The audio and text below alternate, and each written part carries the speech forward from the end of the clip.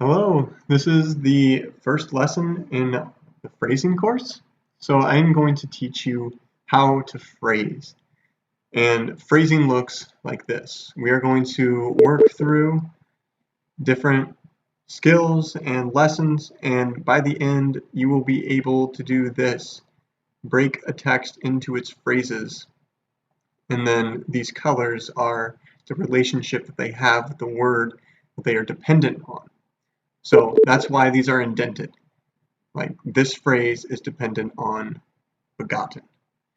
Where is Onesimus begotten? In my bonds, for example. So that is what we'll be doing.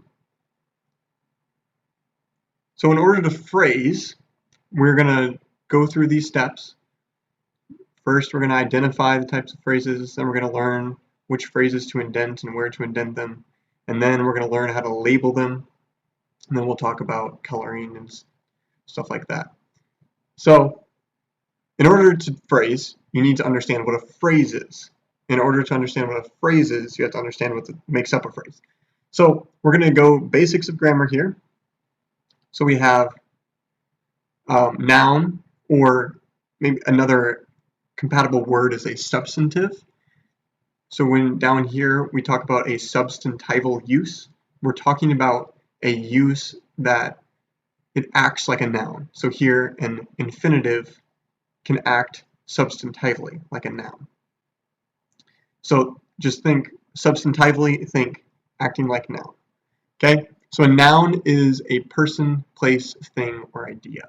These are just the foundational things. Think book, person, Henry. I don't know. Anything, person, place, whatever. That is a noun. Nouns do actions. Those actions are verbs. So jump, run, play. Those are all examples of verbs.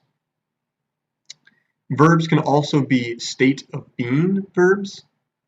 So like words like is, am, were, was, or become, became, those are state of being words. So they're not communicating action. I can't is anything, like I can jump onto something. But is communicates what something is, right? It's their state of existence, their state of being. So that's a verb. And nouns and verbs are foundational to sentences. So with a noun, I can say, a dog jumped. And then we have a sentence. A noun and a verb makes a sentence. And then what we do in talk is we add in things to that main structure. The main structure of a noun and a verb. Then we add in things like adjectives. Adjectives add on or modify a noun. An adverb adds on or modifies a verb. Easy way to remember that is adverb versus adjective. So just think adverbs add on to verbs, adjectives add on to nouns. So adding on to noun would be something like a red dog. So red would be an adjective, modifying dog, red dog, or scary movie. Adverb, run fast. So fast is describing further what the running is like. The running is fast, right? Jumping high. Those are adverbs. They add on to the verb. But it isn't only words that can be adjectives and adverbs, or act adjectivally or adverbially. Okay, notice how I'm using those words here, adjectival, adverbial. Okay, and what that means is phrases and clauses can act adjectively or adverbially. Okay, first let's take a step back and talk about what a phrase is, and then I'll explain how they can act adjectively and adverbially. So a phrase is just a group of words that kind of fit together, like over the rainbow. That is a prepositional phrase. You have a preposition and a noun here, rainbow, and they fit together and give you a thought of some sort. Over the rainbow is a prepositional phrase. A clause is a group of words with a subject and a verb. So the subject is the doer of the action of the verb, So here would be an example of a clause. This would be a conjunctive dependent clause. We'll explain what that means later on, but we have so that I can go to the store. Notice how it's not a sentence. So that I can go to the store isn't a sentence. I would need something like, I need money so that I can go to the store, and that would complete it. So a clause isn't a sentence. It's a part of a sentence, but it has a subject and a verb. So I would be the subject, the verb would be can go there. So, okay, you don't really need to know the difference between a phrase and a clause. Just realize they're a group of words with a complete thought, okay? And phrasing depends on your ability to recognize phrases and clauses. That is the most important thing. You don't need to know that over the rainbow is a prepositional phrase. You just need to know that over the rainbow is a phrase of some sort. And that will get you through phrasing. So I'm going to go over all this technical terminology and stuff. And this is just to help you get a more bird's eye view, a higher up level. But don't worry about memorizing each word and what they, like memorizing all the different terms. But just pay attention and just recognize and try to get into your head the different types of phrases and clauses that there are. Okay? So, let's go down here. Step 1 is learning to identify a type of phrase or clause. Okay, so I have an example sentence here, but I'm also going to maybe give you some examples in Philemon. So if we want to start phrasing Philemon, the first step of that is to get the text of Philemon. So here's how you do it. You open a blank document. You can do it on Word. I'm doing it on Google Docs. But then just go to BibleGateway.com. Use the version you want. We're going to use the King James here. And then search Philemon. Make sure you get the whole book. We're using the whole book of Philemon because it's so short. And we can, by the end of the course, we will have an entire book phrased and analyzed for its meaning and its purpose and what Paul is trying to communicate, or what God is trying to communicate to us through Paul. So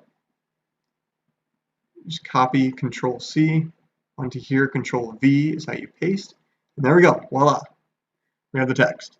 So this is the text, this is the base that we're going to work with, and after learning all of our information, we're going to break it up, and we'll see how all of these phrases modify and how Paul uses these in his argument, helping us to understand the love and acceptance that he's trying to communicate here in Philemon. We'll get there. Okay, so the first clause we're going to talk about is the main clause. Okay, the main clause is the part of the word that everything hangs on. Okay, so here I've colored it maroon. So if we just read my example sentence up here, the dog that is in the house wearing a collar howls a song pointing his head to the ceiling because he rejoices to see a bag of food. That is a very long-winded sentence, but if you have read any of the New Testament, you will know that Paul is actually more long-winded than that. So this is why phrasing is important, because Paul goes several verses sometimes before ending a sentence. So you have to think about, what are these phrases modifying, who are they talking about, and what are his main thoughts, how is he structuring it, and phrasing helps us see that. Okay, so the first, independent clause, the main clause of the sentence. It is the clause that everything else hangs on. So here, in our example sentence, it is, the dog howls a song. The dog howls a song. Everything else is dependent on that. That is the main structure of the sentence. Everything else is just more information on one of those. Okay? And whenever there is something dependent or modifying, explaining a word of the independent clause, then you are talking about a dependent feature. So it's dependent on the independent, right? So the first one here, the conjunctive clause. So these are typically going to be the biggest dependent clauses underneath the independent. So here in green is what we have. Because he rejoices. So a conjunctive clause is just a clause that begins with a conjunction. Simple. Conjunctive begins with a conjunction. So you may not know what a conjunction is, and there's not really a great definition. It's just something that connects another word, and it's just these words like this. Notice that this is dependent conjunctive clauses. So they are dependent on the independent, where I'm leaving out conjunctions like and, but, and or. Those are coordinate conjunction clauses, but don't really worry about that. So words like because, since, if, although, that, so that, in order that, with, the result of, after, these are all subordinating conjunctions. So whenever you see one of these words, you have to think that is a conjunctive clause dependent on something else. So here, because he rejoices, is dependent on the dog howls a song. Okay, next one is an infinitival phrase. An infinitive is a word that is the word to plus a verb. So to throw, to live, to see, to run. So up here, we have to see is our example infinitive. Infinitives can act adjectively, so they modify a noun. Remember, adjectives modify nouns. So he finds a ball to throw. It is explaining the ball. The ball, what type of ball is it? It's a ball to throw. It's a ball that he can throw. It can act substantival, so it can act like the subject or the object of a sentence. So here, to live is Christ. The verb is, so to live must be the subject. This idea of living is Christ. An infinitive can act adverbially, so modifying a verb. He rejoices to see. What does he rejoice about? Modifying, we need to explain more this rejoicing. What does he want to rejoice about? To see. That's what we have up here. He rejoices to see. Or I want to run. That completes this idea of want. I want to what? I want to run.